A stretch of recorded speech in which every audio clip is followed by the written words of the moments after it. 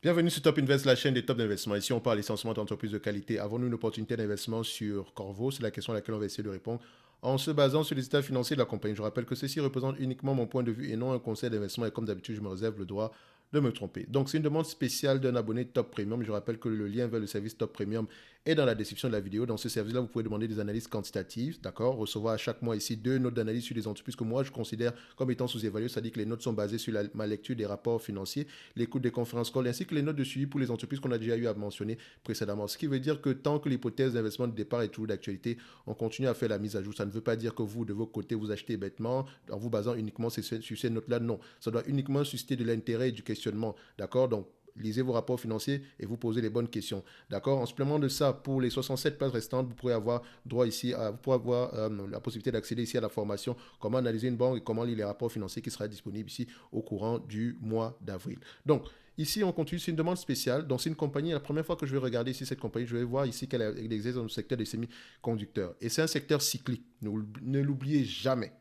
Les semi-conducteurs, ça reste un secteur cyclique. Maintenant, dans semi-conducteurs, il y a plusieurs types d'entreprises.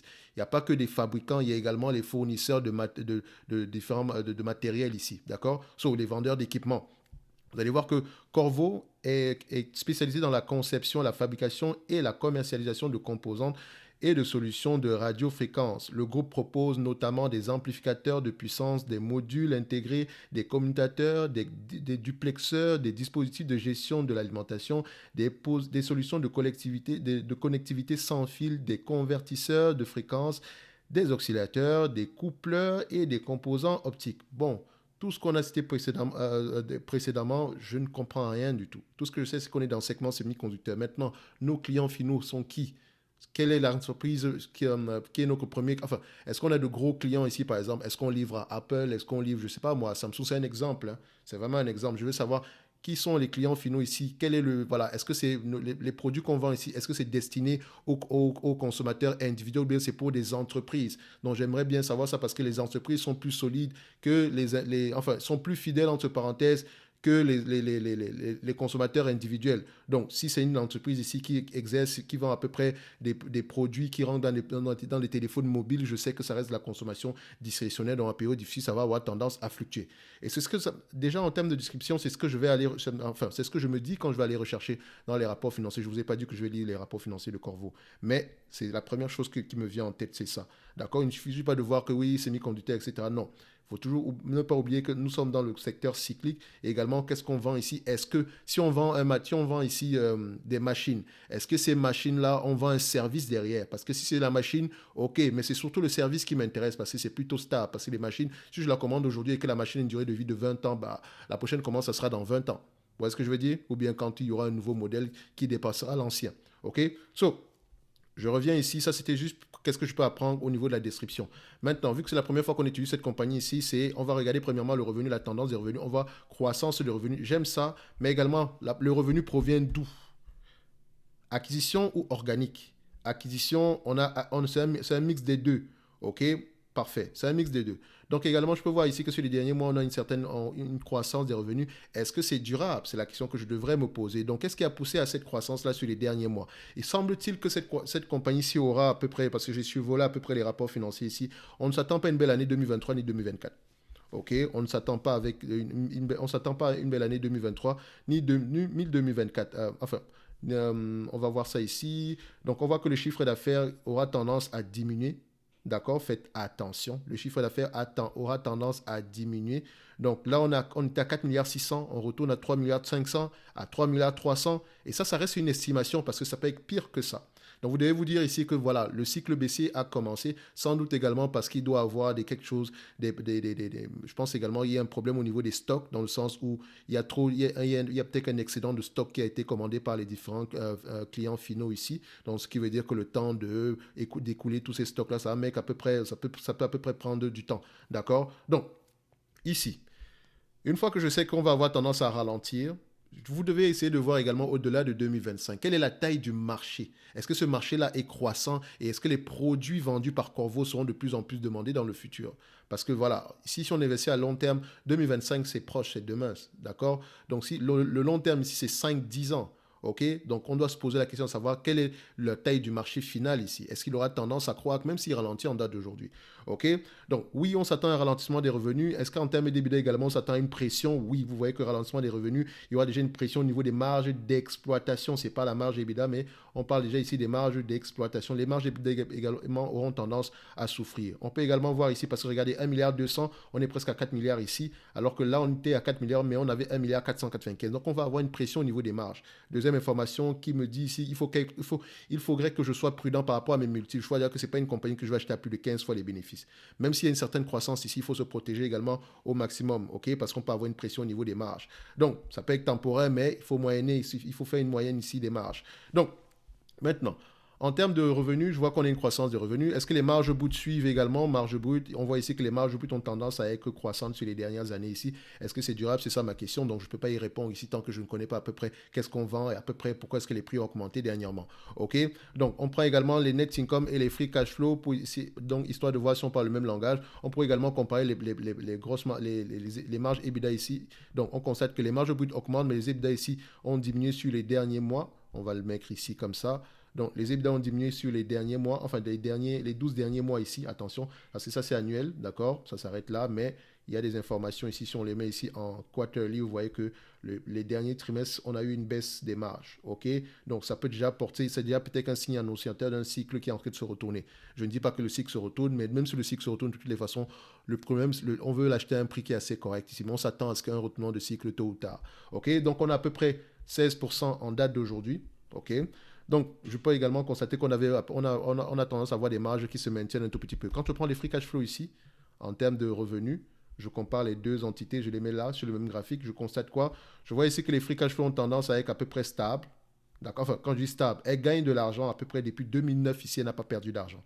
Ok, regardez plutôt. Donc, les free cash flow représentent la véritable rentabilité de cette entreprise ici. Quand on prend les 8 milliards ici par rapport à ce qu'on a ici, on a près de 20% ici, enfin à peu près 15, entre 15 et 20% de marge de free cash flow sur ce business-ci. Maintenant, est-ce que c'est durable? Point d'interrogation. Parce que quand on regarde un peu plus bas que ça, on n'est pas, on est quelque chose, on a certainement 10% et plus, mais on n'a pas plus 20% et plus, c'est très rare, ok? Donc, j'aimerais aller savoir à peu près quel est le niveau de marge que je devrais utiliser ici, ok? Donc, au niveau de Coifin ici, de zone bourse, on mentionne ici que les marges nettes vont avoir tendance à rester aux alentours ici des 15 à 20%. Les marges de free cash flow vont avoir tendance à rester aux alentours de 15 à 20% par là. Donc, je vais exagérer, je vais être gentil, je prends 20%. Ok? Je prendrai 20% ici de marge de free cash flow, donc avec un revenu de 3 milliards 952. OK, par rapport à ce que Zone Bourse mentionne ici. On peut également vérifier sur Coifin ici. Donc, pour faire simple, vous prenez sur Coifin ici, qu'est-ce qu'on recherche? Sales, donc les revenus. Donc, on parle de 2025 ici. OK, 2025, ça doit être ici un N plus 3, si je ne me trompe pas. Sales, non, 2012, non, 2023, c'est ça. 2022, 2024, 2025, OK. 2025, ici, on s'attend à peu près à 3 milliards 310 millions et ils s'attendent un peu moins que ça. D'accord? Un peu moins que ça en termes de prévision ici. Donc, quand moi, je prends mon 4 milliards ici, parce que je suis trop optimiste même. Donc, essayons de voir à peu près aux alentours de 2000, au-delà de 2005 ici. J'ai pris la médiane, hein, je n'ai pas pris la moyenne. Essayons de voir aux alentours ici de 2025. Donc, au-delà de 2025, admettons qu'on se projette un tout petit peu en N plus 5. Donc, 23, 24, 25, 26, 27, 28. On se projette. Hein.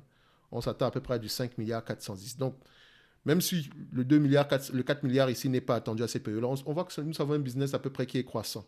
D'accord? Même si on n'atteint pas cet objectif-là selon zone bourse, nous avons un business qui est à peu près croissant. Donc, il y a une croissance sous-jacente ici. Et c'est ça qui m'intéresse également.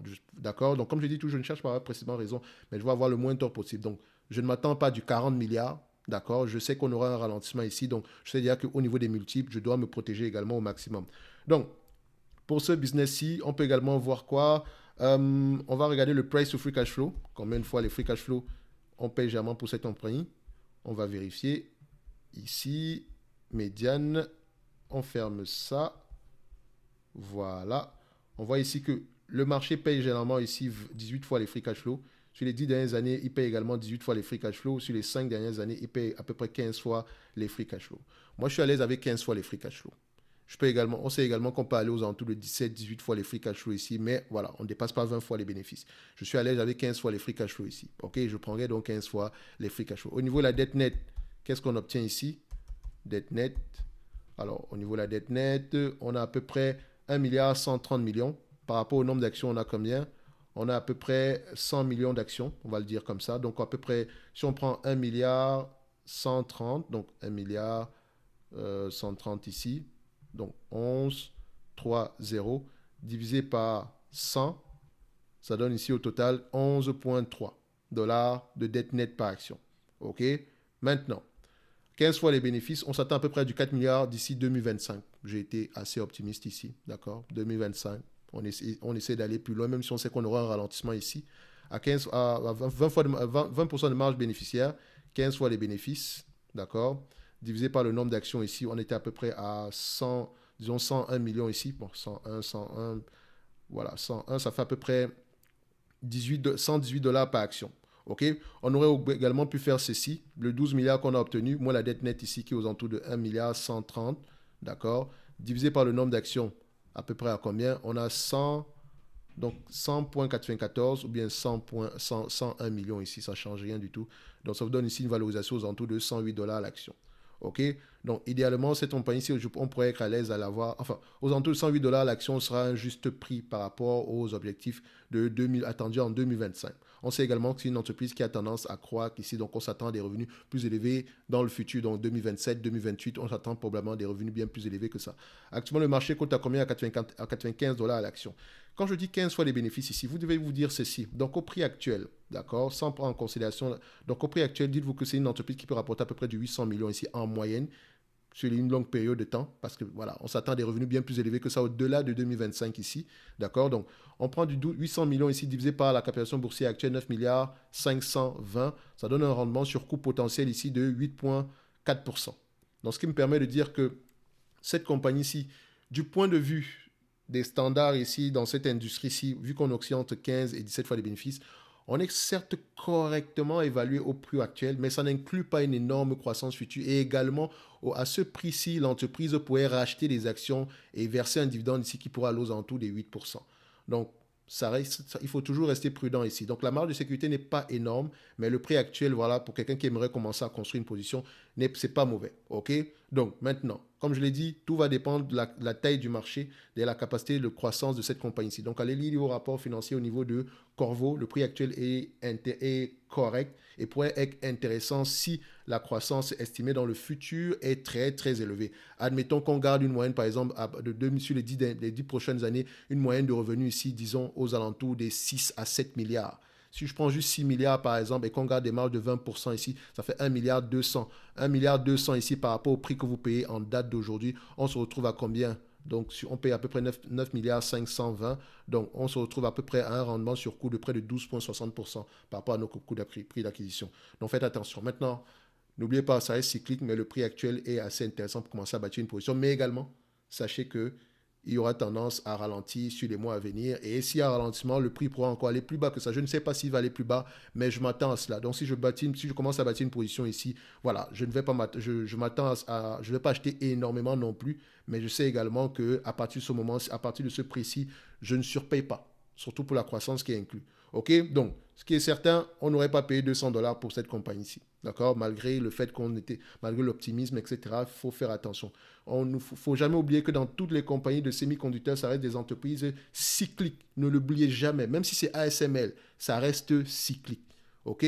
Le cycle n'est pas aussi violent que dans le secteur pétrolier parce qu'elles ont un pricing power, mais quand le cycle se retourne, parfois, c'est pas beau à voir.